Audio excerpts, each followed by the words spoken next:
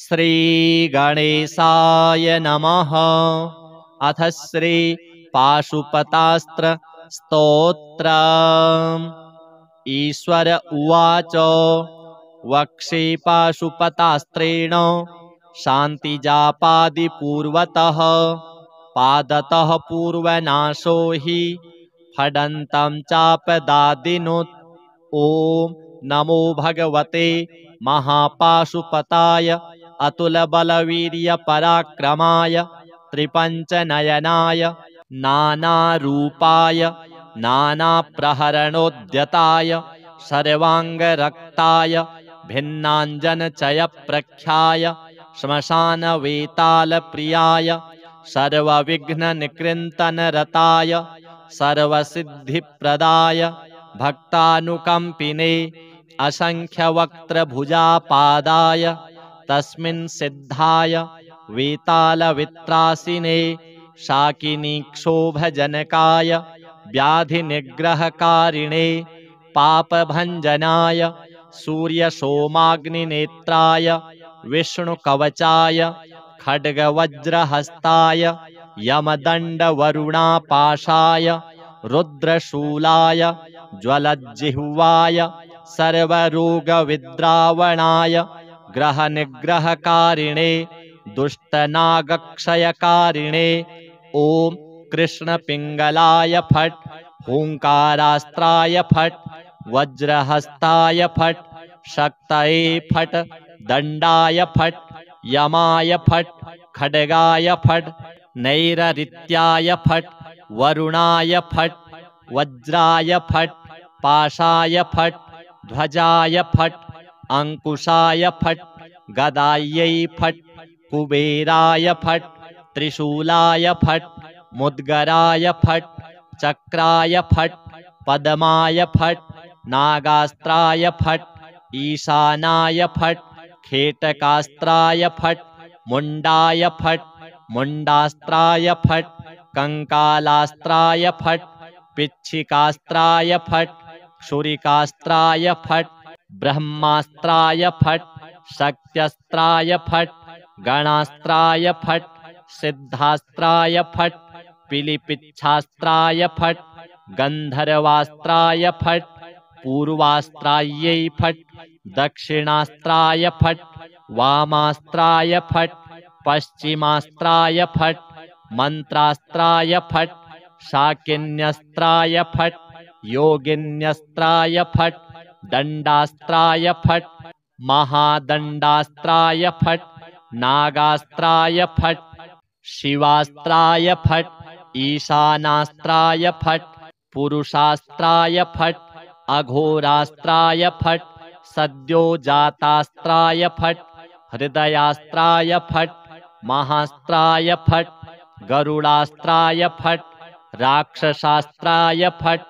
दानवास्त्राय फट् क्षौम नरसिंहास्त्राय फट् त्वष्ट्रास्त्राय फट् सर्वास्त्राय फट् नः फट् वः फट् पः फट् मः फट् श्रीः फट् फेः फट् भूः फट् भुवः फट् स्वः फट् मः फट् जनः फट् तपः फट् सर्वलोक फट् सर्वपाताल फट् सर्वतत्व फट् सर्वप्राण फट् सर्वनाड़ी फट् सर्वकारण फट् सर्वदेव फट् ह्रीं फट् श्रीं फट् हूं फट् श्रूं फट् स्वां फट् लां फट् वैराग्याय फट् मायास्त्राय फट् कामास्त्राय फट् क्षेत्रपालास्त्राय फट् हूंकारास्त्राय फट् भास्करास्त्राय फट् चंद्रास्त्राय फट् विघ्नेश्वरास्त्राय फट् ह्रों ख्रौं फट् ह्रौं हों फट् भ्रामय भ्रामय फट् छादय छादय फट् उन्मूलय उन्मूलय फट् त्राशय त्राशय फट् संजीवय संजीवय फट् विद्रावय विद्रावय फट् सर्वदुरितं नाशय नाशय फट् सकृदावर्तना सर्वविघ्नान् विनाशयेत् शतावर्तेन चोत्पातान् नृणादौ विजयी भवेत् घृतगुग्गुलहोमाच्च आसाध्यानपि साधयेत् पठनात् सर्वशान्तिः स्यात् छत्रापाशुपतस्य च। अथ श्री मृतसञ्जीवन स्तोत्रम्। एवमाराध्य गौरीशं देवं मृत्युञ्जयेश्वरं मृतसञ्जीवनं नाम्ना कवचं प्रजपेत् सदा। सारात् सारतरं पुण्यं गुह्याद् गुह्यतरं शुभं महादेवस्य कवचं मृतसञ्जीवनाभिधं। समाहितमना भूत्वा शृणुष्व कवचं शुभं श्रुत्वैतद्दिव्यकवचं रहस्यं कुरु सर्वदा। वराजभयकरो यज्वा सर्वदेवनिसेवितः मृत्युञ्जयो महादेवः प्राच्यां मां पातु सर्वदा। दधानः शक्तिमभयां त्रिमुखं षड्भुजः प्रभुः सदाशिवोऽग्निरूपी माम् आग्नेयां पातु सर्वदा। अष्टादशभुजोपेतो दण्डाभयकरो विभुः यमरूपी महादेवो दक्षिणस्यां सदावतु। खड्गाभयकरो धीरो रक्षो गणनिसेवितः रक्षोरूपी महेशो मां नैररित्यां सर्वदावतु। पाशाभयभुजः सर्व रत्नाकरनिसेवितः वरुणात्मा महादेवः पश्चिमे मां सदावतु। गदाभयकरः प्राणो नायकः सर्वदा गतिः वायव्यां मारुतात्मा मां शङ्करः पातु सर्वदा। शङ्काभयकरस्थो मां नायकः परमेश्वरः सर्वात्मान्तरदिग्भागे पातु मां शङ्करः प्रभुः। शूलाभयकरः सर्व विद्यानमधिनायकः ईशानात्मा तथैशान्यां पातु मां परमेश्वरः। ऊर्ध्वभागे ब्रह्मरूपी विश्वात्माधः सदावतु। शिरो मे शङ्करः पातु ललाटं चन्द्रशेखरः भ्रूमध्यं सर्वलोकेशस्त्रिनेत्रो लोचनेवतु। भ्रूयुग्मं गिरिशः पातु कर्णौ पातु महेश्वरः। नासिकां मे महादेव ओष्ठौ पातु वृषध्वजः। जिह्वां मे दक्षिणामूर्तिर्दन्तान् मे गिरिशोऽवतु। मृत्युञ्जयो मुखं पातु कण्ठं मे नागभूषणः। पिनाकी मत्करौ पातु त्रिशूली हृदयं मम। पञ्चवक्त्रः स्तनौ पातु उदरं जगदीश्वरः। नाभिं पातु विरूपाक्षः पार्श्वौ मे पार्वतीपतिः। कटिद्वयं गिरीशो मे पृष्ठं मे प्रमथाधिपः। गुह्यं महेश्वरः पातु ममोरु पातु भैरवः। जानुनी मे जगद्धर्ता जङ्घे मे जगदम्बिका। पादौ मे सततं पातु लोकवन्द्यः सदाशिवः। गिरिशः पातु मे भार्यां भवः पातु सुतान् मम। मृत्युञ्जयो ममायुष्यं चित्तं मे गणनायकः। सर्वाङ्गं मे सदा पातु कालकालः सदाशिवः। एतत्ते कवचं पुण्यं देवतानां च दुर्लभं मृतसञ्जीवनं नाम्ना महादेवेन कीर्तितं। सहस्रावर्तनं चास्य पुरश्चरणमीरितं। यः पठेत् शृणुयान्नित्यं श्रावयेत् सुसमाहितः। सकालमृत्युं निर्जित्य सदायुष्यं समश्नुते। हस्तेन वा यदा स्पृष्ट्वा मृतं सञ्जीवयत्यसौ। आधयो व्याधयस्तस्य न भवन्ति कदाचन। कालमृत्युमपि प्राप्तो मसौ जयति सर्वदा। अणिमादिगुणैश्वर्यं लभते मान उत्तमः युद्धारम्भे पठित्वेदम् अष्टाविंशतिवारकम् युद्धमध्ये स्थितः शत्रुः सद्यः सर्वैर्न दृश्यते न ब्रह्मादीनि चास्त्राणि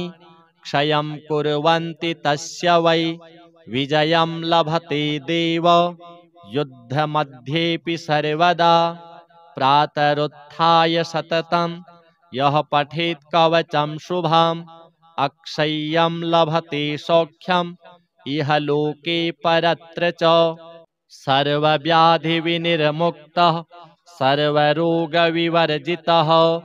अजरामरणो भूत्वा सदा षोडशवार्षिकः विचरत्यखिलाल्लोकान् प्राप्य भोगांश्च दुर्लभान् तस्मादिदं महागोप्यं कवचं समुदाहृतं मृतसञ्जीवनं नाम्ना देवतैरपि अथ श्री पाशुपतास्त्र स्तोत्रम् ईश्वर उवाच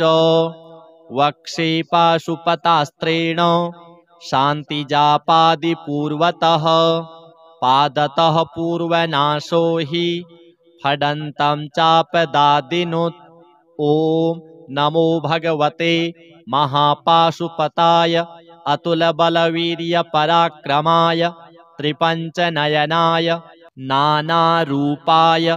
नानाप्रहरणोद्यताय सर्वाङ्गरक्ताय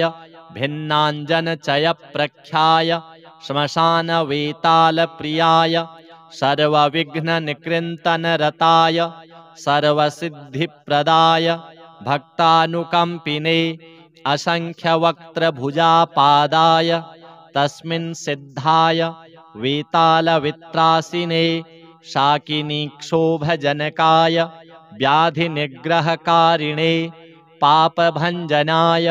सूर्यसोमाग्निनेत्राय विष्णुकवचाय खड्गवज्रहस्ताय यमदण्डवरुणापाशाय रुद्रशूलाय ज्वलज्जिह्वाय सर्वरोगविद्रावणाय ग्रहनिग्रहकारिणे दुष्टनागक्षयकारिणे ॐ कृष्णपिङ्गलाय फट् हुङ्कारास्त्राय फट् वज्रहस्ताय फट् शक्तये फट् दण्डाय फट् यमाय फट् खड्गाय फट् नैररित्याय फट् वरुणाय फट् वज्राय फट् पाशाय फट् ध्वजाय फट् अंकुशाय फट् गदायै फट् कुबेराय फट् त्रिशूलाय फट् मुद्गराय फट् चक्राय फट् पद्माय फट् नागास्त्राय फट् ईशानाय फट् खेटकास्त्राय फट् मुण्डाय फट् मुण्डास्त्राय फट् कंकालास्त्राय फट् पिच्छिकास्त्राय फट् क्षुरिकास्त्राय फट् ब्रह्मास्त्राय फट् शक्त्यस्त्राय फट् गणास्त्राय फट् सिद्धास्त्राय फट् पिलिपिच्छास्त्राय फट् गन्धर्वास्त्राय फट् पूर्वास्त्रायै फट् दक्षिणास्त्राय फट् वामास्त्राय फट् पश्चिमास्त्राय फट् मंत्रास्त्राय फट् शाकिन्यस्त्राय फट् योगिन्यस्त्राय फट् दण्डास्त्राय फट् महादण्डास्त्राय फट् नागास्त्राय फट् शिवास्त्राय फट् ईशानास्त्राय फट् पुरुषास्त्राय फट् अघोरास्त्राय फट् सद्योजातास्त्राय फट् हृदयास्त्राय फट् महास्त्राय फट् गरुडास्त्राय फट् राक्षसास्त्राय फट् दानवास्त्राय फट् क्षौम नरसिंहास्त्राय फट् त्वष्ट्रास्त्राय फट् सर्वास्त्राय फट् नः फट् वः फट् पः फट् मः फट् श्रीः फट् फेः फट् भूः फट् भुवः फट् स्वः फट् मः फट् जनः फट् तपः फट् सर्वलोक फट् सर्वपाताल फट् सर्वतत्व फट् सर्वप्राण फट् सर्वनाड़ी फट् सर्वकारण फट् सर्वदेव फट् ह्रीं फट् श्रीं फट् हूं फट् श्रूं फट् स्वां फट् लां फट् वैराग्याय फट् मायास्त्राय फट् कामास्त्राय फट् क्षेत्रपालास्त्राय फट् हूंकारास्त्राय फट् भास्करास्त्राय फट् चंद्रास्त्राय फट् विघ्नेश्वरास्त्राय फट् ह्रों ख्रौं फट् ह्रौं हों फट् भ्रामय भ्रामय फट् छादय छादय फट् उन्मूलय फट् त्राशय त्राशय फट् संजीवय संजीवय फट् विद्रावय विद्रावय फट् सर्वदुरितं नाशय नाशय फट् सकृदावर्तना देव सर्वविघ्नान् विनाशयेत् शतावर्तेन चोत्पातान् नृणादौ विजयी भवेत् घृतगुग्गुलहोमाच्च आसाध्यानपि साधयेत् पठनात् सर्वशान्तिः स्यात् छत्रापाशुपतस्य च अथ श्री मृत संजीवन स्तोत्रम् एवमाराध्य गौरीशं देवं मृत्युञ्जयेश्वरं मृत संजीवनं नाम्ना कवचं प्रजपेत् सदा सारात् सारतरं पुण्यं गुह्याद् गुह्यतरं शुभं महादेवस्य कवचं मृत संजीवनाभिधं समाहितमना भूत्वा शृणुस्व कवचं शुभं श्रुत्वैतद्दिव्यकवचं रहस्यं कुरु सर्वदा वराजभयकरो यज्वा सर्वदेव निसेवितः मृत्युञ्जयो महादेवः प्राच्यां मां पातु सर्वदा दधानः शक्तिमभयां त्रिमुखं षड्भुजः प्रभुः सदाशिवोऽग्निरूपी माम् आग्नेयां पातु सर्वदा अष्टादशभुजोपेतो दण्डाभयकरो विभुः यमरूपी महादेवो दक्षिणस्यां सदावतु खड्गाभयकरो धीरो रक्षो गणनिसेवितः रक्षोरूपी महेशो मां नैररित्यां सर्वदावतु पाशाभयभुजः सर्व रत्नाकरनिसेवितः वरुणात्मा महादेवः पश्चिमे मां सदावतु गदाभयकरः प्राणो नायकः सर्वदा गतिः वायव्यां मारुतात्मा मां शङ्करः पातु सर्वदा शङ्काभयकरस्थो मां नायकः परमेश्वरः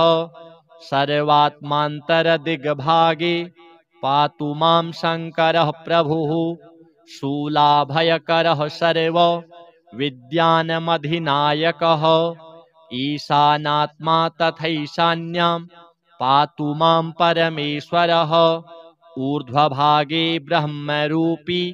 विश्वात्माधः सदावतु शिरो मे शङ्करः पातु ललाटं चन्द्रशेखरः भ्रूमध्यं सर्वलोकेशस्त्रिनेत्रो लोचनेवतु भ्रूयुग्मं गिरिशः पातु कर्णौ पातु महेश्वरः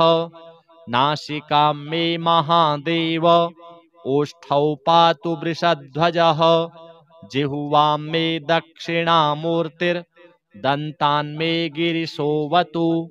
मृत्युञ्जयो मुखं पातु कंठं मे नागभूषणः पिनाकी मत्करौ पातु त्रिशूली हृदयं मम पञ्चवक्त्रः स्तनौ पातु उदरं जगदीश्वरः नाभिं पातु विरूपाक्षः पार्श्वौ मे पार्वतीपतिः कटिद्वयं गिरीशो मे पृष्ठं मे प्रमथाधिपः गुह्यं महेश्वरः पातु ममोरु पातु भैरवः जानुनी मे जगद्धर्ता जङ्घे मे जगदम्बिका पादौ मे सततं पातु लोकवन्द्यः सदाशिवः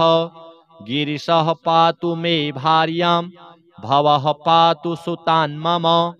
मृत्युञ्जयो ममायुष्यं चित्तं मे गणनायकः सर्वाङ्गं मे सदा पातु कालकालः सदाशिवः एतत्ते कवचं पुण्यं देवतानां च दुर्लभम् मृतसञ्जीवनं नाम्ना महादेवेन कीर्तितं सहस्रावर्तनं चास्य पुरश्चरणमीरितं यः पठेत् शृणुयान्नित्यं श्रावयेत् सुसमाहितः सकालमृत्युं निर्जित्य सदायुष्यं समश्नुते हस्तेन वा यदा स्पृष्ट्वा मृतं सञ्जीवयत्यसौ आधयो व्याधयस्तस्य न भवन्ति कदाचन कालमृत्युमपि प्राप्तो मसौ जयति सर्वदा अणिमादिगुणैश्वर्यं लभते मान उत्तमः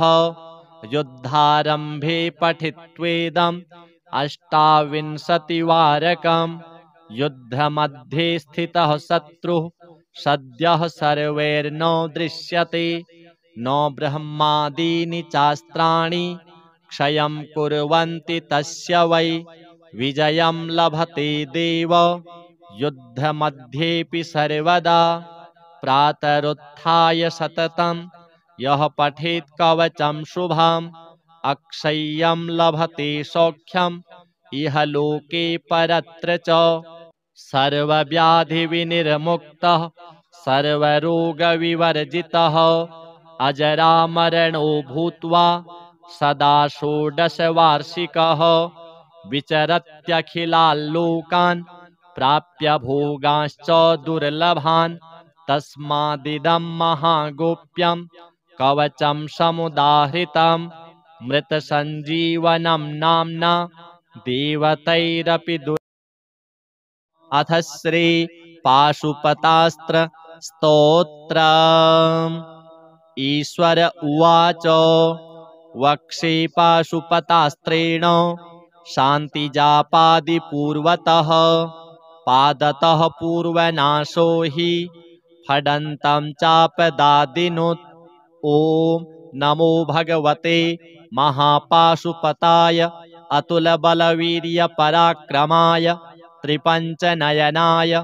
नानारूपाय नानाप्रहरणोद्यताय सर्वाङ्गरक्ताय भिन्नाञ्जनचयप्रख्याय श्मशानवेतालप्रियाय सर्वविघ्ननिकृन्तनरताय सर्वसिद्धिप्रदाय भक्तानुकम्पिने असंख्यवक्त्रभुजापादाय तस्मिन् सिद्धाय वेतालवित्रासिने शाकिनीक्षोभजनकाय व्याधिनिग्रहकारिणे पापभञ्जनाय सूर्यसोमाग्निनेत्राय विष्णुकवचाय खड्गवज्रहस्ताय यमदण्डवरुणापाशाय रुद्रशूलाय ज्वलज्जिह्वाय सर्वरोगविद्रावणाय ग्रहनिग्रहकारिणे दुष्टनागक्षयकारिणे ॐ कृष्णपिङ्गलाय फट् हुङ्कारास्त्राय फट् वज्रहस्ताय फट् शक्तये फट् दण्डाय फट् यमाय फट् खड्गाय फट्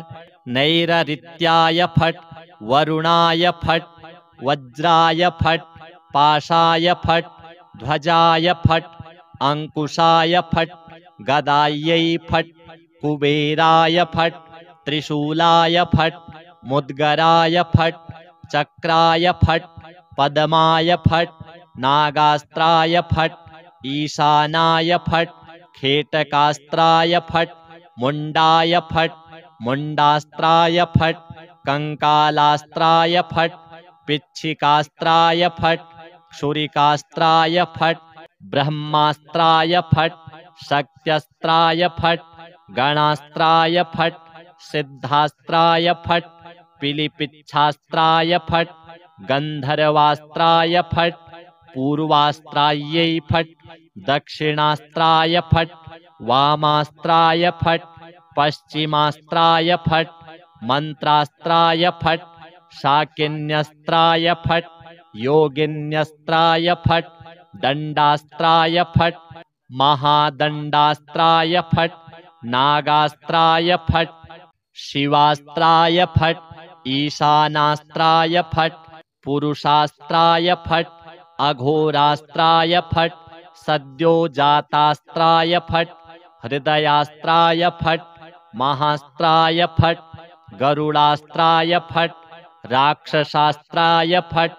दानवास्त्राय फट् क्षौम नरसिंहास्त्राय फट्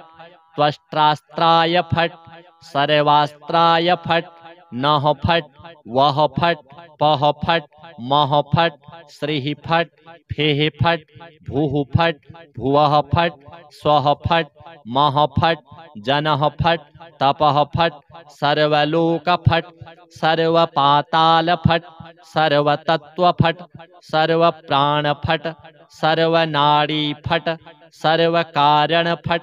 सर्वदेव फट् ह्रीं फट् श्रीं फट् हूं फट् श्रूं फट् स्वां फट् लां फट् वैराग्याय फट् मायास्त्राय फट् कामास्त्राय फट् क्षेत्रपालास्त्राय फट् हूंकारास्त्राय फट् भास्करास्त्राय फट् चंद्रास्त्राय फट् विघ्नेश्वरास्त्राय फट् ह्रों ख्रौं फट् ह्रौं हों फट् भ्रामय भ्रामय फट् छादय छादय फट् उन्मूलय उन्मूलय फट् त्राशय त्राशय फट् संजीवय संजीवय फट् विद्रावय विद्रावय फट् सर्वदुरितं नाशय नाशय फट् सकृदावर्तना देव सर्वविघ्नान् विनाशयेत् शतावर्तेन चोत्पातान् नृणादौ विजयी भवेत् घृतगुग्गुलहोमाच्च आसाध्यानपि साधयेत् पठनात् सर्वशान्तिः स्यात् छत्रापाशुपतस्य च अथ श्री मृतसञ्जीवन स्तोत्रम्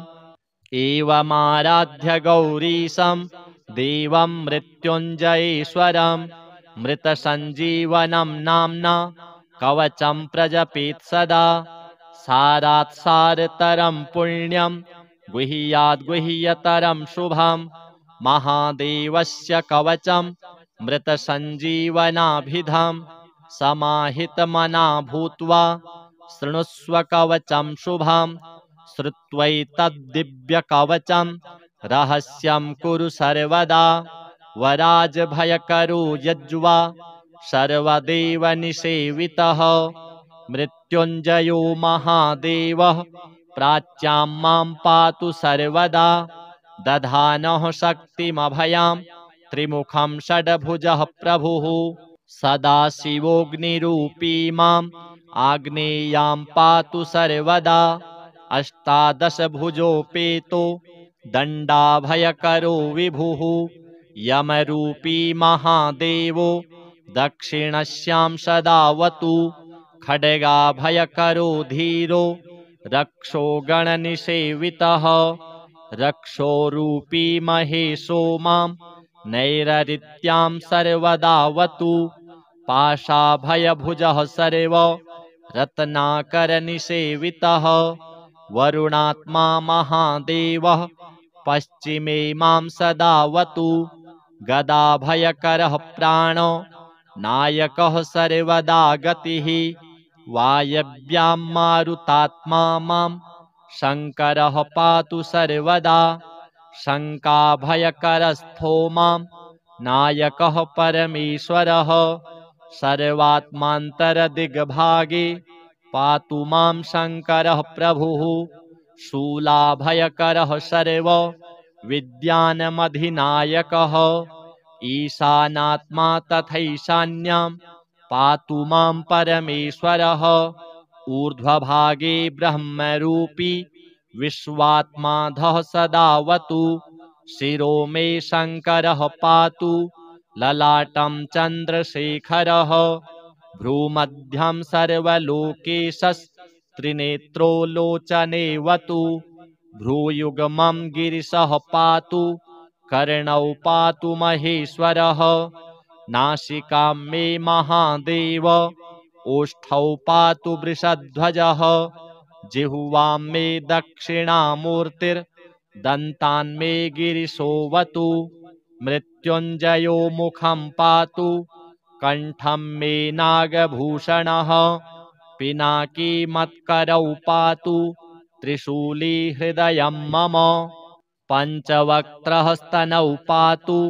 उदरं जगदीश्वरः नाभिं पातु विरूपाक्षः पार्श्वौ मे पार्वतीपतिः कटिद्वयं गिरीशो मे पृष्ठं मे प्रमथाधिपः गुह्यं महेश्वरः पातु ममोरु पातु भैरवः जानुनी मे जगद्धर्ता जङ्घे मे जगदम्बिका पादौ मे सततं पातु लोकवन्द्यः सदाशिवः गिरिशः पातु मे भार्यां भवः पातु सुतान् मम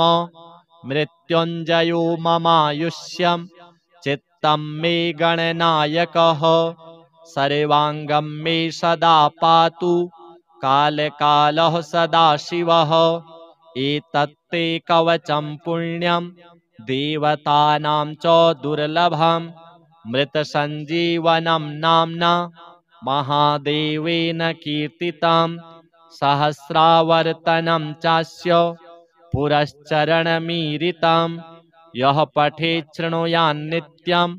श्रावयेत् सुसमाहितः स कालमृत्युं निर्जित्य सदायुष्यं समश्नुते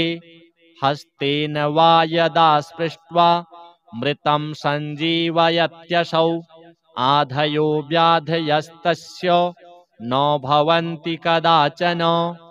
कालमृत्युमपि प्राप्तमसौ जयति सर्वदा अणिमादिगुणैश्वर्यं लभते मान उत्तमः युद्धारम्भे पठित्वेदम् अष्टाविंशतिवारकम् युद्धमध्ये स्थितः शत्रुः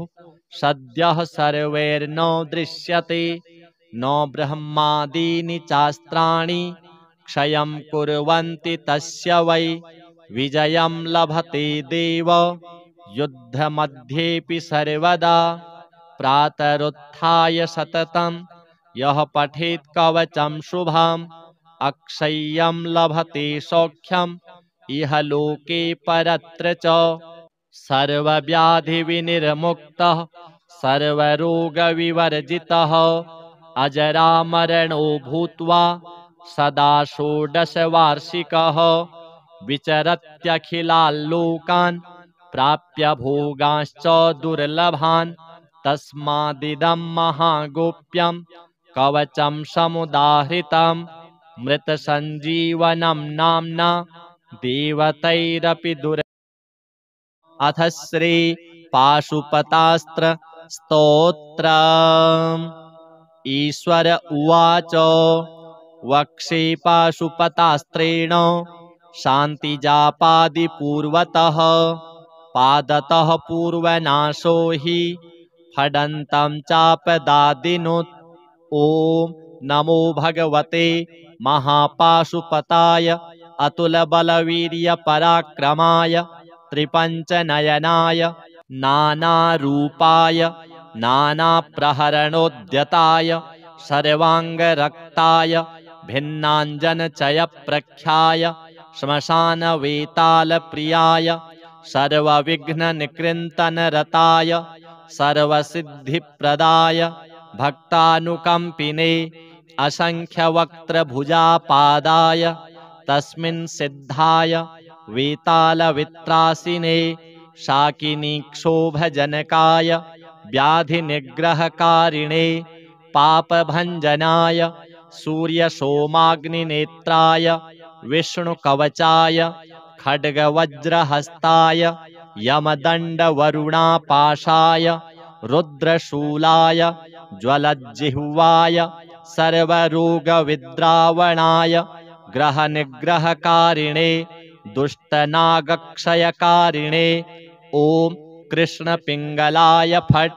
हुङ्कारास्त्राय फट् वज्रहस्ताय फट् शक्तये फट् दण्डाय फट् यमाय फट् खड्गाय फट् नैररित्याय फट् वरुणाय फट् वज्राय फट् पाशाय फट् ध्वजाय फट् अंकुशाय फट् गदायै फट् कुबेराय फट् त्रिशूलाय फट् मुद्गराय फट् चक्राय फट् पद्माय फट् नागास्त्राय फट् ईशानाय फट् खेटकास्त्राय फट् मुण्डाय फट् मुण्डास्त्राय फट् कंकालास्त्राय फट् पिच्छिकास्त्राय फट् क्षुरिकास्त्राय फट् ब्रह्मास्त्राय फट् शक्त्यस्त्राय फट् गणास्त्राय फट् सिद्धास्त्राय फट् पिलिपिच्छास्त्राय फट् गन्धर्वास्त्राय फट् पूर्वास्त्रायै फट् दक्षिणास्त्राय फट् वामास्त्राय फट् पश्चिमास्त्राय फट् मंत्रास्त्राय फट् शाकिन्यस्त्राय फट् योगिन्यस्त्राय फट् दण्डास्त्राय फट् महादण्डास्त्राय फट् नागास्त्राय फट् शिवास्त्राय फट् ईशानास्त्राय फट् पुरुषास्त्राय फट् अघोरास्त्राय फट् सद्योजातास्त्राय फट् हृदयास्त्राय फट् महास्त्राय फट् गरुडास्त्राय फट् राक्षसास्त्राय फट् दानवास्त्राय फट्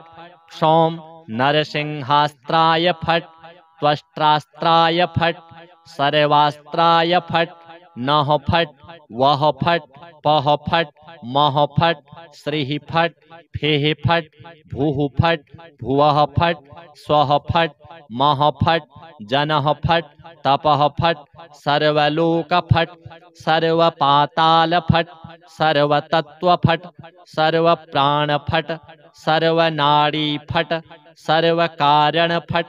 सर्वदेव फट् ह्रीं फट् श्रीं फट् हूं फट् श्रूं फट् स्वां फट् लां फट् वैराग्याय फट् मायास्त्राय फट् कामास्त्राय फट् क्षेत्रपालास्त्राय फट् हूंकारास्त्राय फट् भास्करास्त्राय फट् चंद्रास्त्राय फट् विघ्नेश्वरास्त्राय फट् ह्रों ख्रौं फट् ह्रौं हों फट् भ्रामय भ्रामय फट् छादय छादय फट्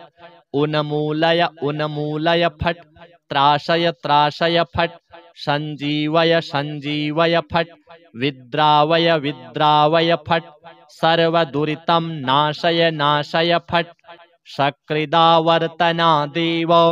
सर्वविघ्नान् विनाशयेत् शतावर्तेन चोत्पातान् नृणादौ विजयी भवेत् घृतगुग्गुलहोमाच्च आसाध्यानपि साधयेत् पठनात् सर्वशान्तिः स्यात् छत्रापाशुपतस्य च अथ श्री मृतसञ्जीवन स्तोत्रम् एवमाराध्य गौरीशं देवं मृत्युञ्जयेश्वरं मृतसञ्जीवनं नाम्ना कवचं प्रजपेत् सदा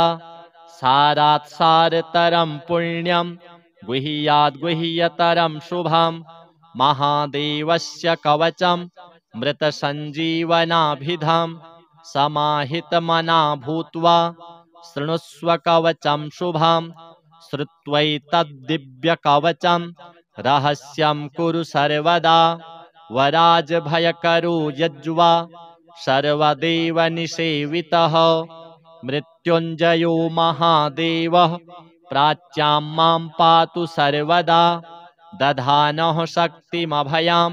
त्रिमुखं षड्भुजः प्रभुः सदाशिवोऽग्निरूपी माम्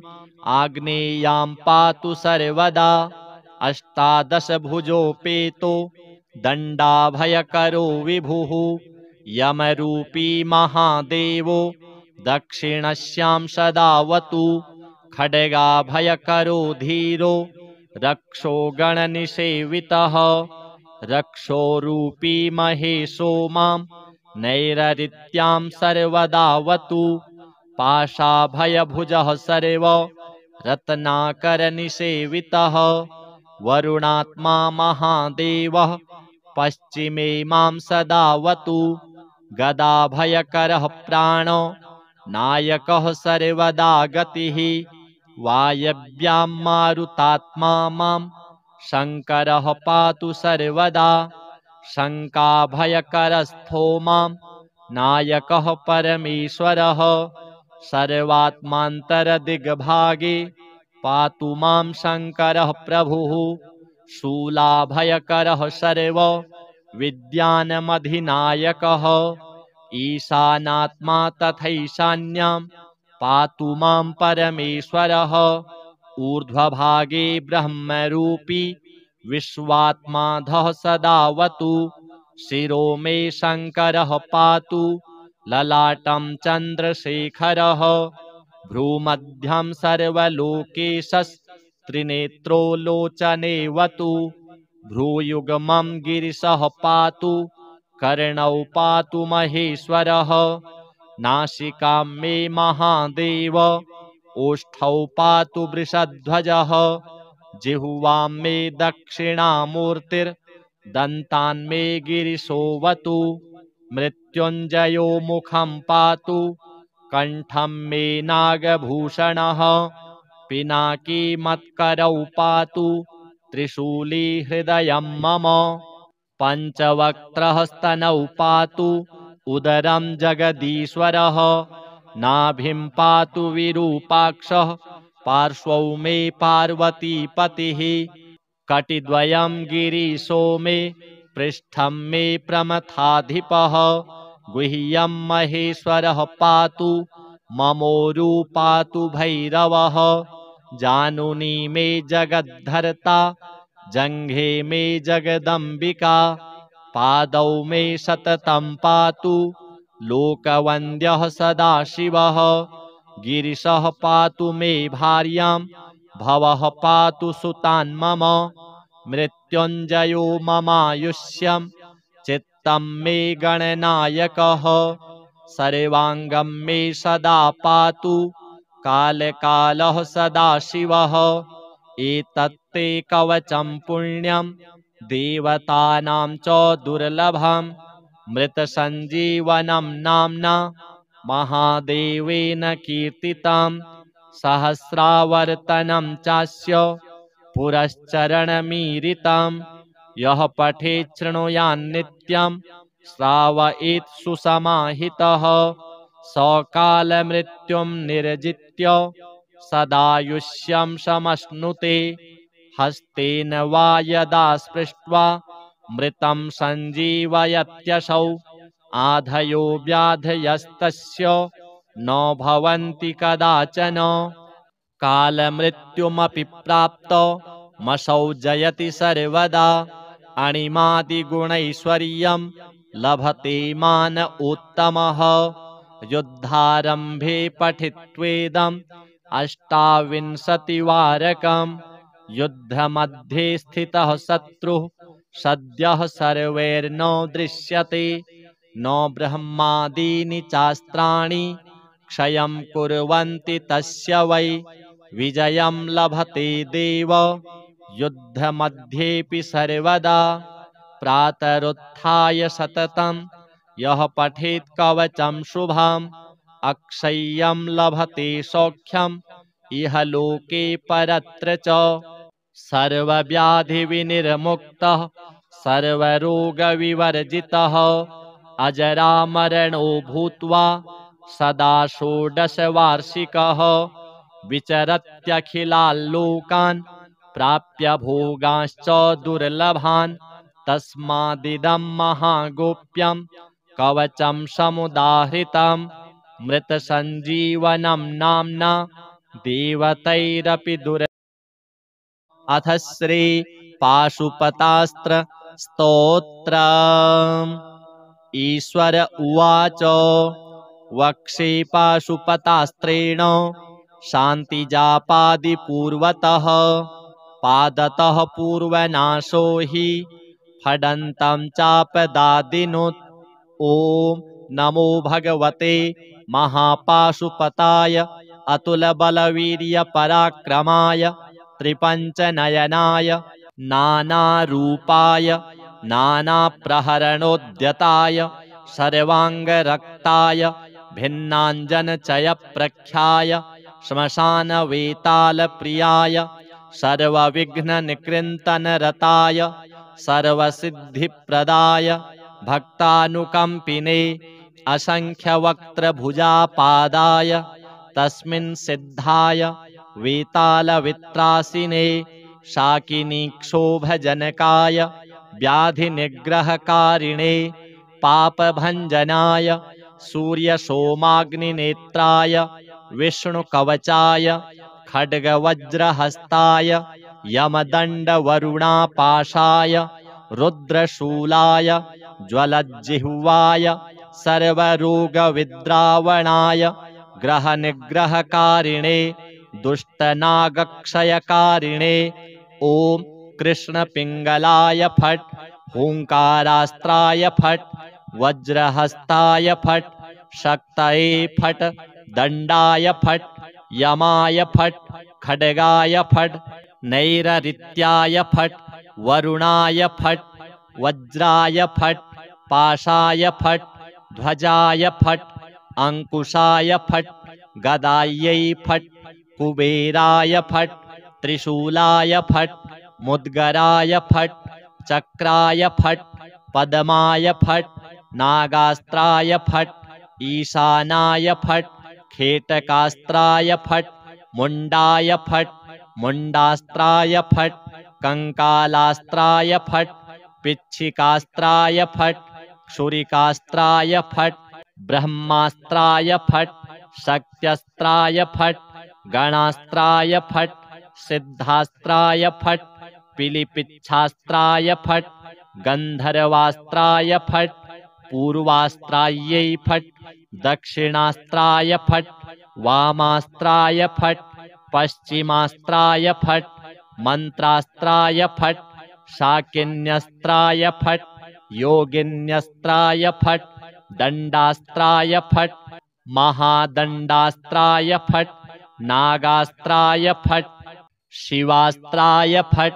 ईशानास्त्राय फट् पुरुषास्त्राय फट् अघोरास्त्राय फट् सद्योजातास्त्राय फट् हृदयास्त्राय फट् महास्त्राय फट् गरुडास्त्राय फट् राक्षसास्त्राय फट्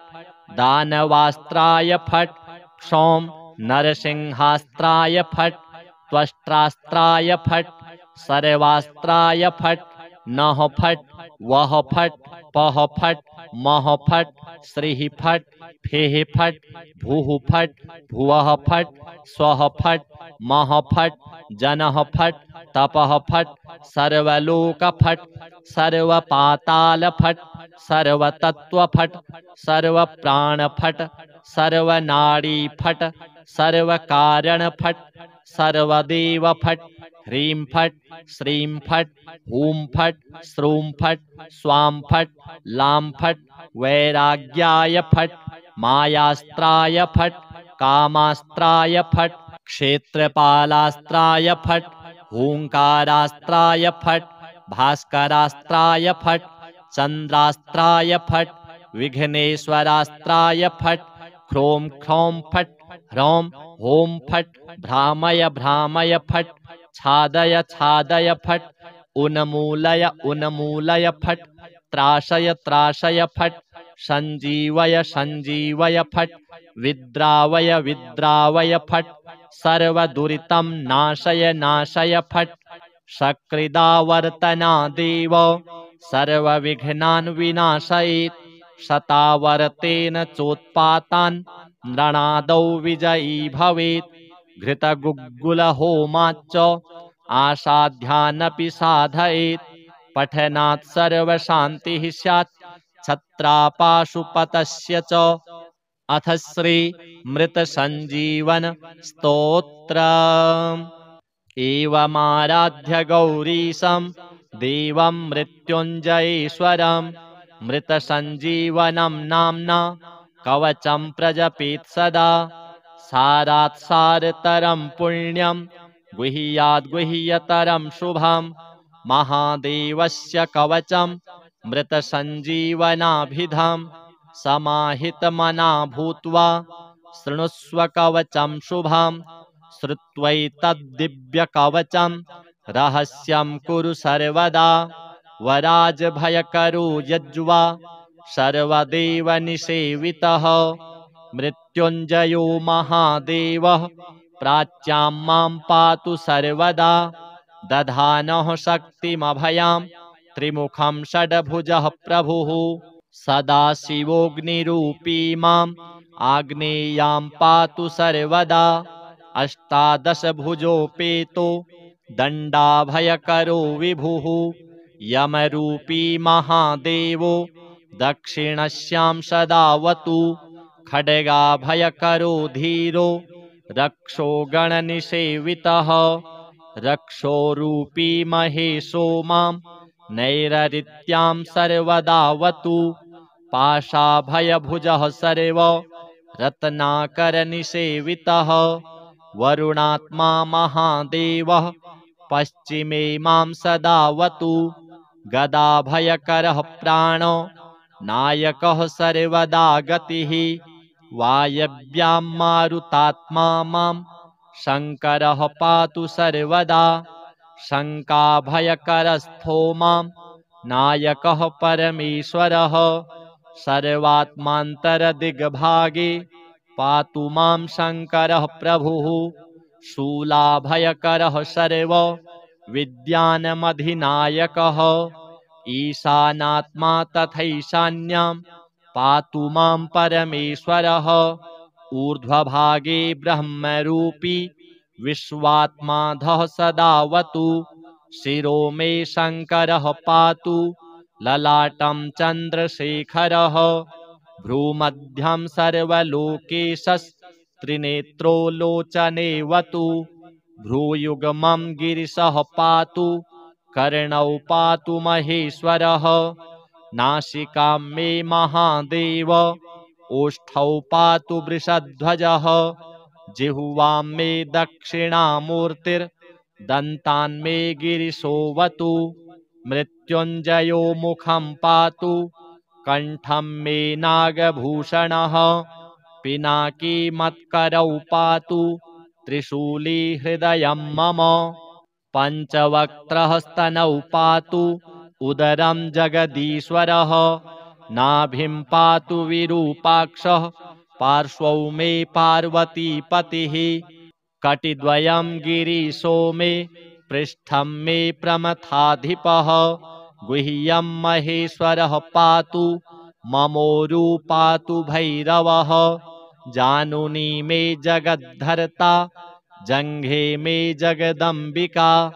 पादौ मे सततं पातु लोकवन्द्यः सदाशिवः। गिरिशः पातु मे भार्यां भवः पातु सुतान् मम। मृत्युञ्जयो ममायुष्यं चित्तं मे गणनायकः। सर्वाङ्गं मे सदा पातु कालकालः सदाशिवः। एतत्ते कवचं पुण्यं देवतानां च दुर्लभं मृतसञ्जीवनं नाम्ना महादेवेन कीर्तितं। सहस्रावर्तनं चास्य पुरश्चरणमीरितं। यः पठेत् शृणुयान्नित्यं श्रावयेत् सुसमाहितः। सकालमृत्युं निर्जित्य सदायुष्यं समश्नुते। हस्तेन वा यदा स्पृष्ट्वा मृतं सञ्जीवयत्यसौ। आधयो व्याधयस्तस्य न भवन्ति कदाचन। कालमृत्युमपि प्राप्तमसौ जयति सर्वदा। अणिमादिगुणैश्वर्यं लभते मान उत्तमः। युद्धारम्भे पठित्वेदम् अष्टाविंशतिवारकम् युद्धमध्ये स्थितः शत्रुः सद्यः सर्वैर्न दृश्यते न ब्रह्मादीनि चास्त्राणि क्षयं कुर्वन्ति तस्य वै विजयं लभते देव युद्धमध्येऽपि सर्वदा प्रातरुत्थाय सततं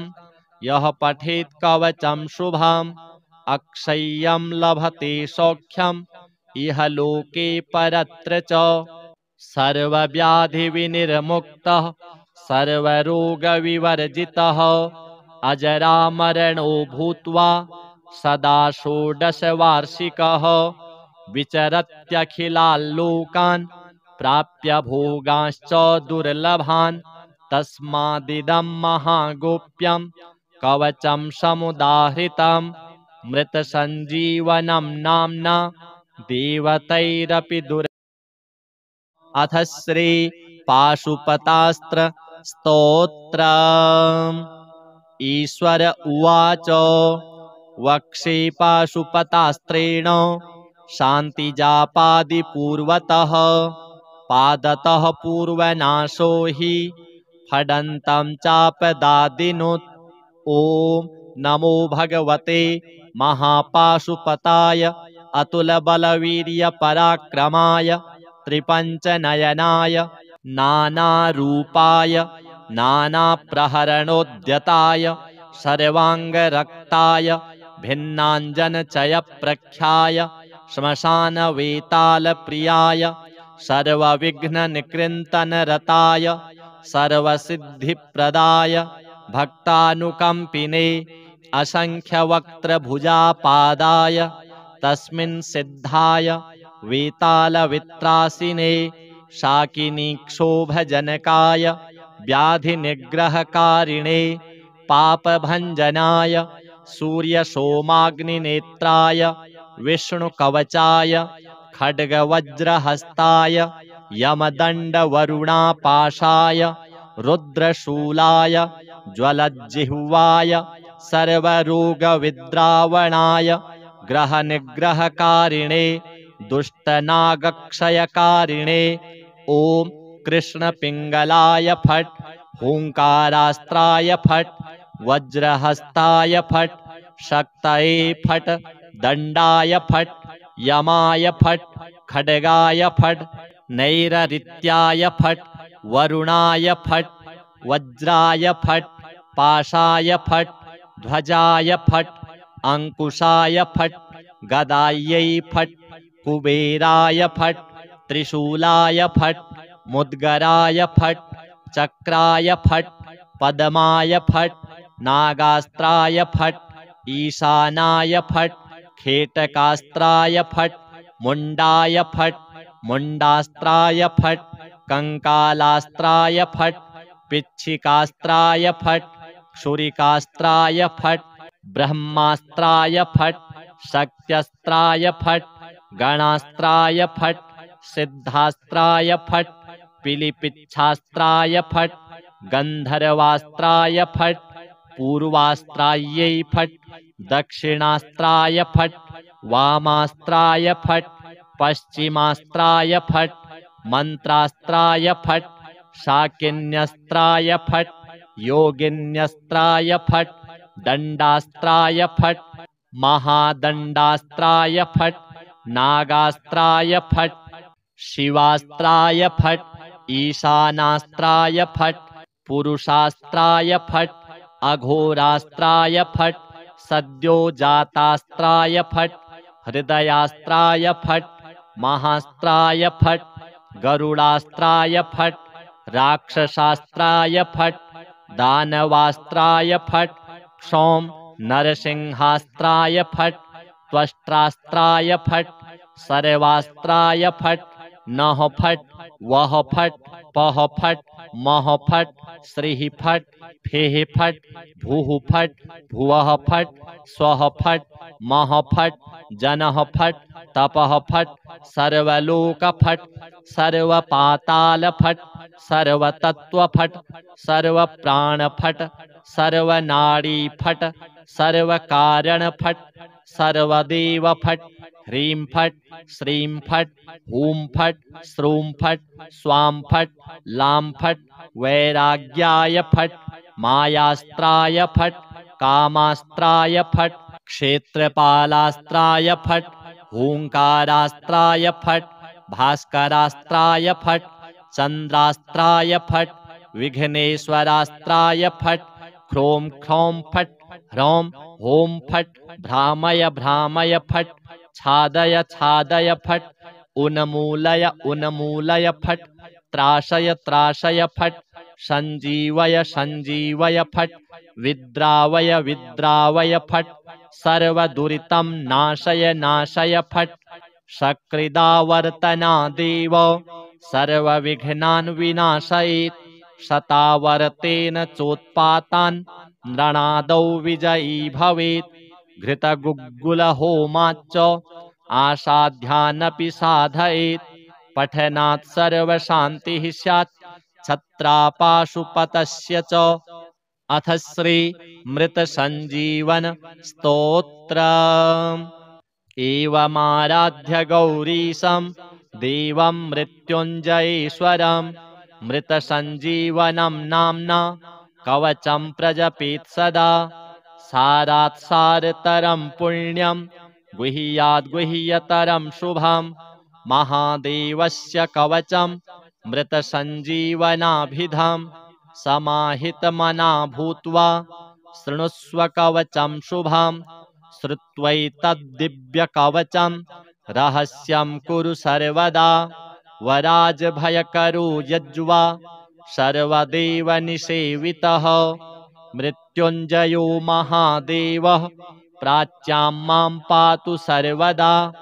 दधानः शक्तिमभयां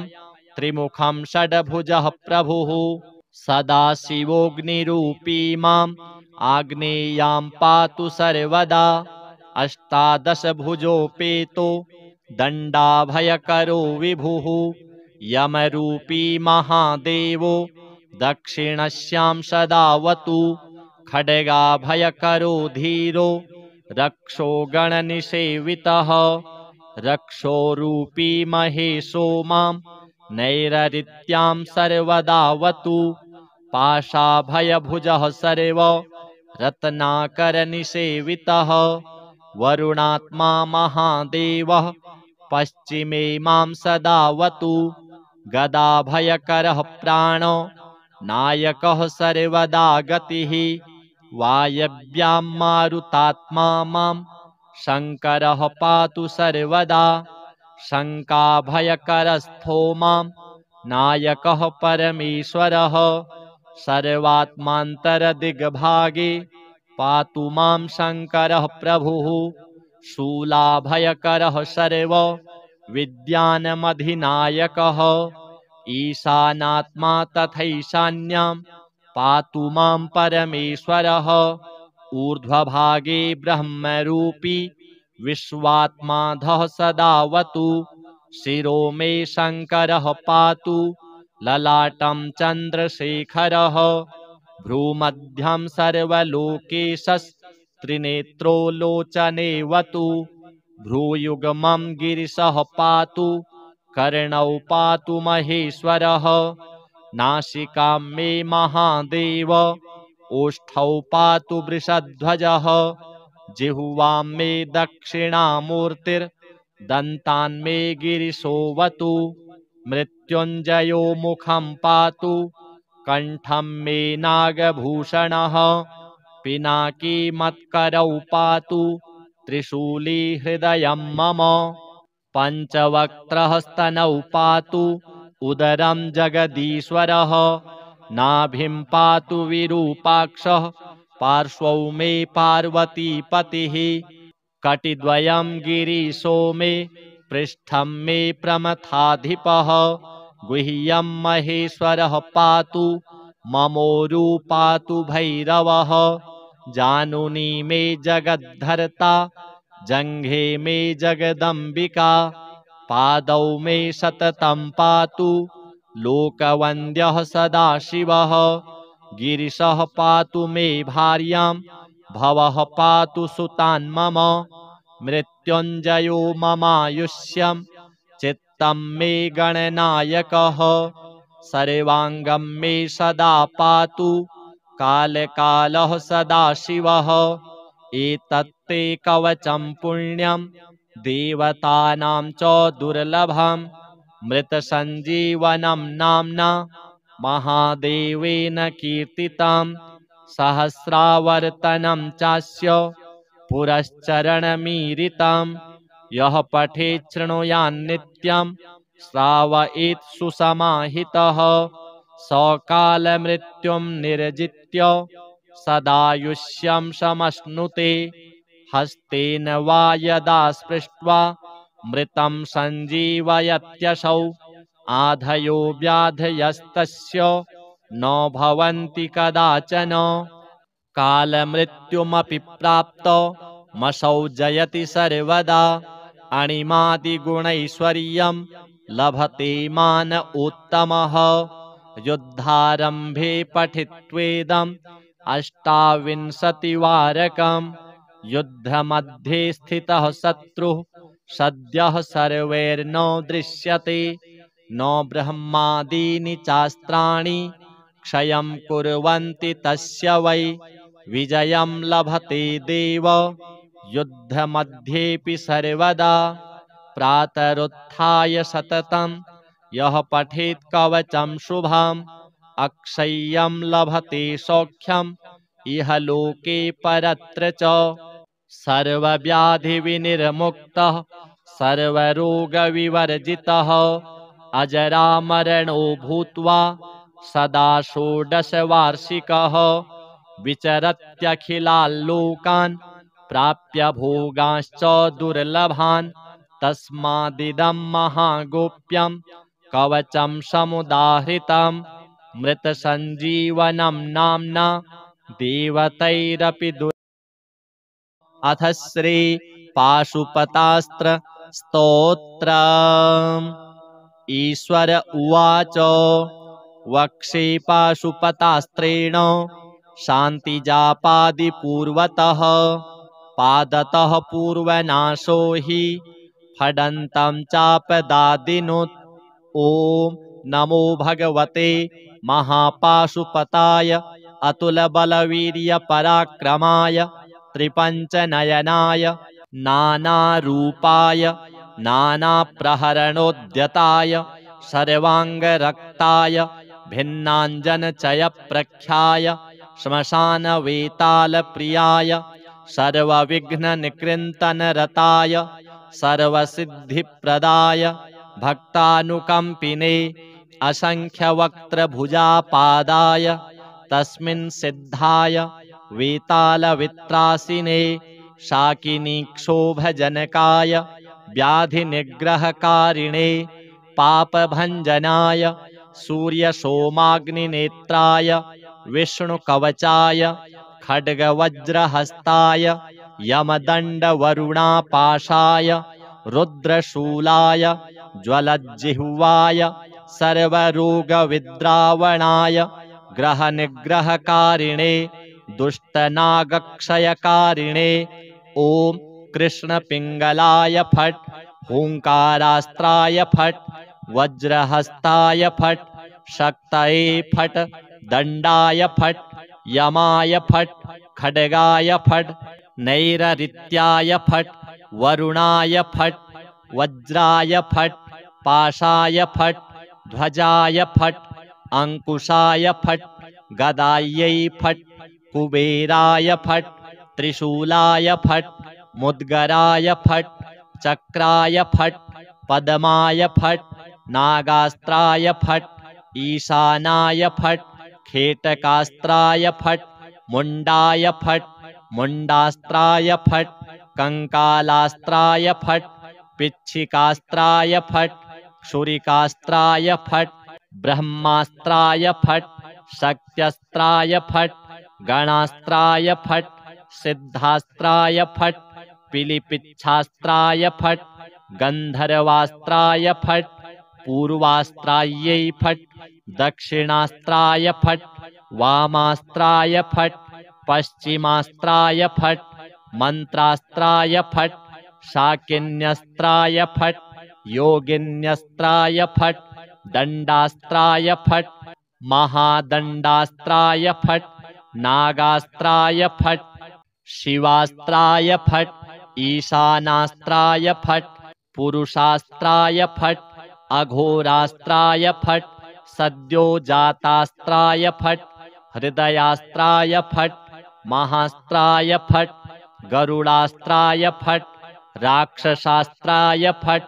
दानवास्त्राय फट् क्षौम नरसिंहास्त्राय फट् त्वष्ट्रास्त्राय फट् सर्वास्त्राय फट् नः फट् वः फट् पः फट् मः फट् श्रीः फट् फेः फट् भूः फट् भुवः फट् स्वः फट् मः फट् जनः फट् तपः फट् सर्वलोक फट् सर्वपाताल फट् सर्वतत्व फट् सर्वप्राण फट् सर्वनाड़ी फट् सर्वकारण फट् सर्वदेव फट् ह्रीं फट् श्रीं फट् हूं फट् श्रूं फट् स्वां फट् लां फट् वैराग्याय फट् मायास्त्राय फट् कामास्त्राय फट् क्षेत्रपालास्त्राय फट् हूंकारास्त्राय फट् भास्करास्त्राय फट् चंद्रास्त्राय फट् विघ्नेश्वरास्त्राय फट् ह्रों ख्रौं फट् ह्रौं हों फट् भ्रामय भ्रामय फट् छादय छादय फट् उन्मूलय उन्मूलय फट् त्राशय त्राशय फट् संजीवय संजीवय फट् विद्रावय विद्रावय फट् सर्वदुरितं नाशय नाशय फट् सकृदावर्तना देव सर्वविघ्नान् विनाशयेत् शतावर्तेन चोत्पातान् नृणादौ विजयी भवेत् घृतगुग्गुलहोमाच्च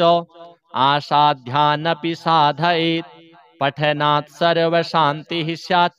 छत्रापाशुपतस्य च अथ श्री मृत संजीवन स्तोत्रम् एवमाराध्य गौरीशं देवं मृत्युञ्जयेश्वरं मृत संजीवनं नाम्ना कवचं प्रजपेत् सदा सारात् सारतरं पुण्यं गुह्याद् गुह्यतरं शुभं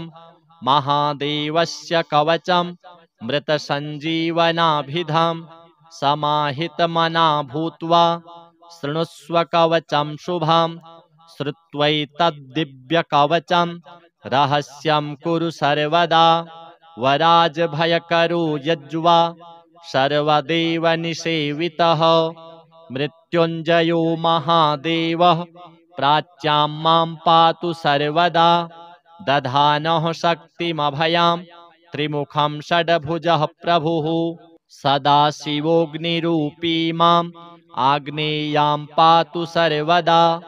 अष्टादशभुजोपेतो दण्डाभयकरो विभुः यमरूपी महादेवो दक्षिणस्यां सदावतु खड्गाभयकरो धीरो रक्षो गणनिसेवितः रक्षोरूपी महेशो मां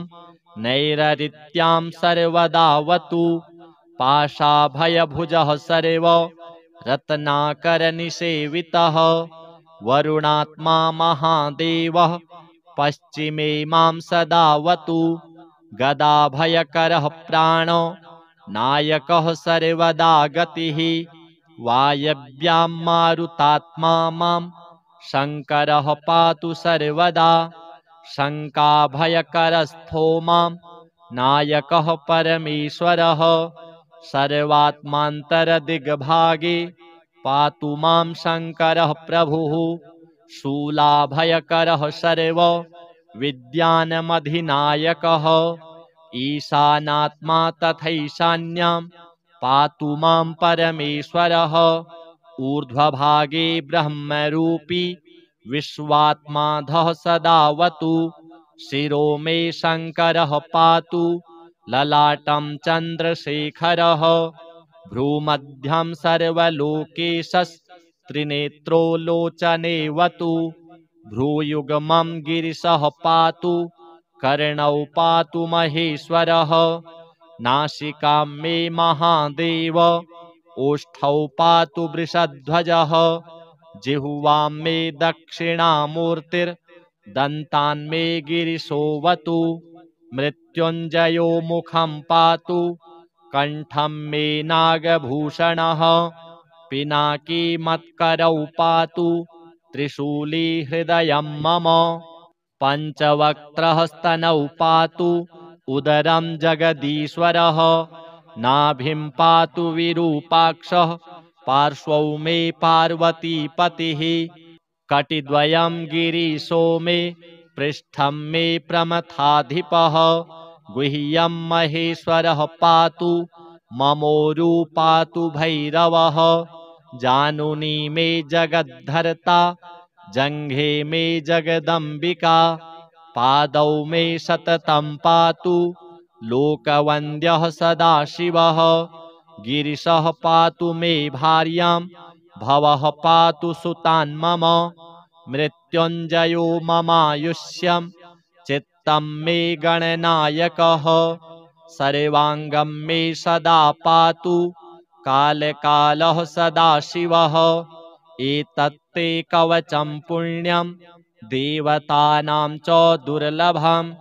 मृतसञ्जीवनं नाम्ना महादेवेन कीर्तितं सहस्रावर्तनं चास्य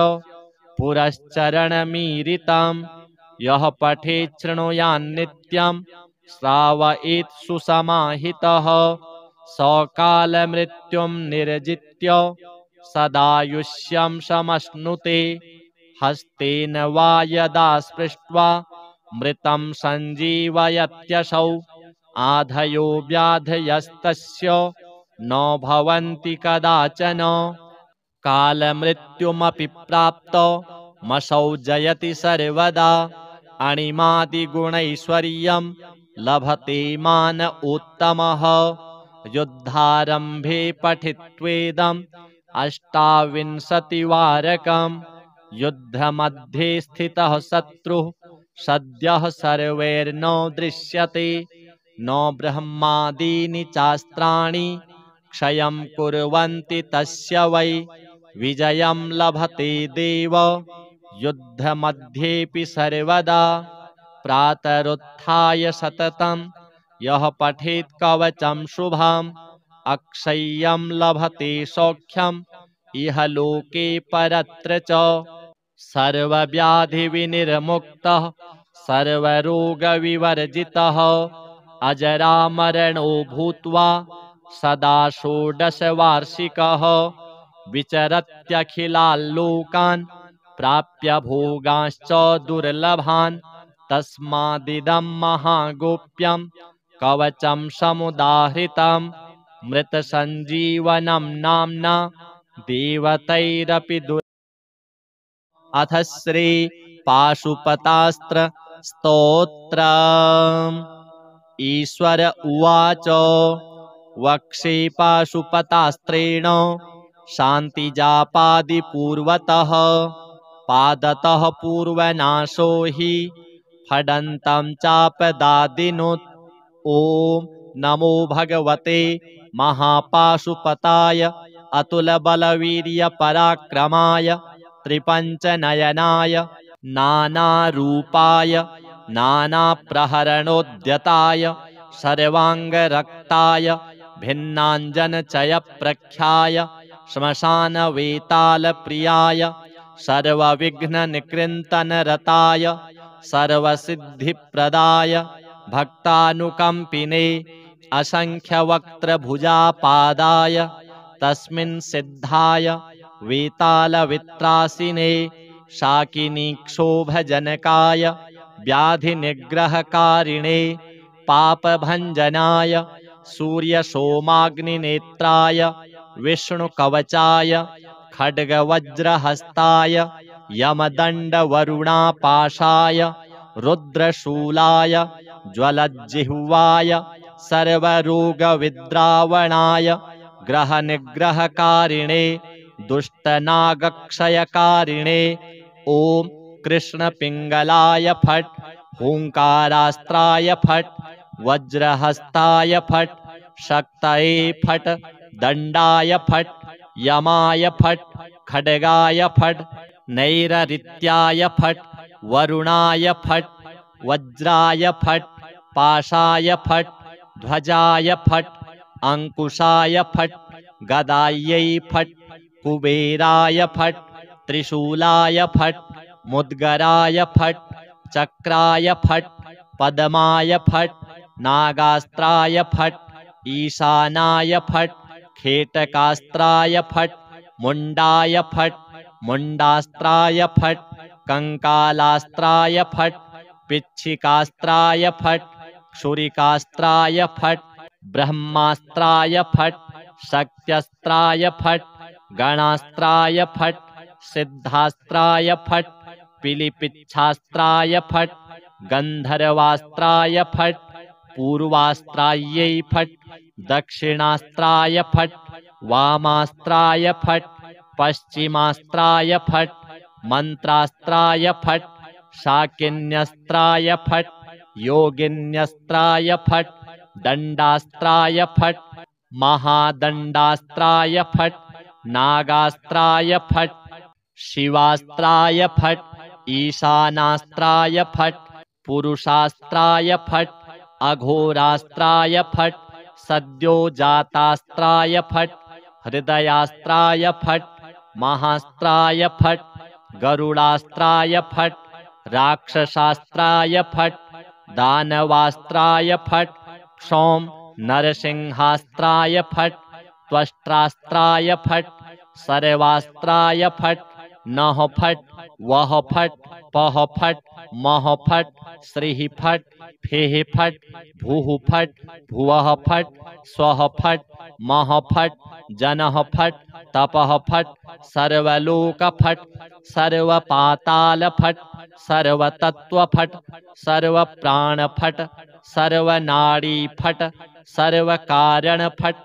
सर्वदेव फट् ह्रीं फट् श्रीं फट् हूं फट् श्रूं फट् स्वां फट् लां फट् वैराग्याय फट् मायास्त्राय फट् कामास्त्राय फट् क्षेत्रपालास्त्राय फट् हूंकारास्त्राय फट् भास्करास्त्राय फट् चंद्रास्त्राय फट् विघ्नेश्वरास्त्राय फट् ह्रों ख्रौं फट् ह्रौं हों फट् भ्रामय भ्रामय फट् छादय छादय फट् उन्मूलय उन्मूलय फट् त्राशय त्राशय फट् संजीवय संजीवय फट् विद्रावय विद्रावय फट् सर्वदुरितं नाशय नाशय फट् सकृदावर्तना देव सर्वविघ्नान् विनाशयेत् शतावर्तेन चोत्पातान् नृणादौ विजयी भवेत् घृतगुग्गुलहोमाच्च आसाध्यानपि साधयेत् पठनात् सर्वशान्तिः स्यात् छत्रापाशुपतस्य च अथ श्री मृतसञ्जीवन स्तोत्रम् एवमाराध्य गौरीशं देवं मृत्युञ्जयेश्वरं मृतसञ्जीवनं नाम्ना कवचं प्रजपेत् सदा सारात् सारतरं पुण्यं गुह्याद् गुह्यतरं शुभं महादेवस्य कवचं मृतसञ्जीवनाभिधं समाहितमना भूत्वा शृणुष्व कवचं शुभं श्रुत्वैतद्दिव्यकवचं रहस्यं कुरु सर्वदा वराजभयकरो यज्वा सर्वदेवनिसेवितः मृत्युञ्जयो महादेवः प्राच्यां मां पातु सर्वदा दधानः शक्तिमभयां त्रिमुखं षड्भुजः प्रभुः सदाशिवोऽग्निरूपी माम् आग्नेयां पातु सर्वदा अष्टादशभुजोपेतो दण्डाभयकरो विभुः यमरूपी महादेवो दक्षिणस्यां सदावतु खड्गाभयकरो धीरो रक्षो गणनिषेवितः रक्षोरूपी महेशो मां नैररित्यां सर्वदावतु पाशाभयभुजः सर्व रत्नाकरनिषेवितः वरुणात्मा महादेवः पश्चिमे मां सदावतु गदाभयकरः प्राणो नायकः सर्वदा गतिः वायव्यां मारुतात्मा मां शङ्करः पातु सर्वदा शङ्काभयकरस्थो मां नायकः परमेश्वरः सर्वात्मान्तरदिग्भागे पातु मां शङ्करः प्रभुः शूलाभयकरः सर्व विद्यानमधिनायकः ईशानात्मा तथैशान्यां पातु मां परमेश्वरः ऊर्ध्वभागे ब्रह्मरूपी विश्वात्माधः सदावतु शिरो मे शङ्करः पातु ललाटं चन्द्रशेखरः भ्रूमध्यं सर्वलोकेशस्त्रिनेत्रो लोचनेवतु भ्रूयुग्मं गिरिशः पातु कर्णौ पातु महेश्वरः नासिकां मे महादेव ओष्ठौ पातु वृषध्वजः जिह्वां मे दक्षिणामूर्तिर्दन्तान् मे गिरिशोऽवतु मृत्युञ्जयो मुखं पातु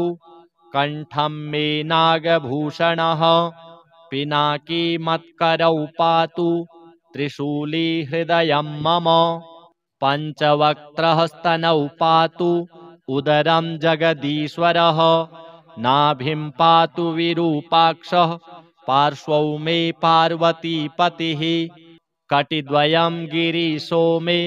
पृष्ठं मे प्रमथाधिपः गुह्यं महेश्वरः पातु ममोरु पातु भैरवः जानुनी मे जगद्धर्ता जङ्घे मे जगदम्बिका पादौ मे सततं पातु लोकवन्द्यः सदाशिवः गिरिशः पातु मे भार्यां भवः पातु सुतान् मम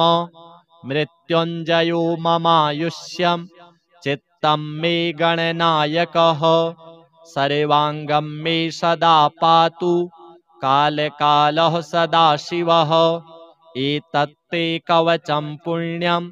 देवतानां च दुर्लभं मृतसञ्जीवनं नाम्ना महादेवेन कीर्तितं सहस्रावर्तनं चास्य पुरश्चरणमीरितं यः पठेत् शृणुयान्नित्यं श्रावयेत् सुसमाहितः सकालमृत्युं निर्जित्य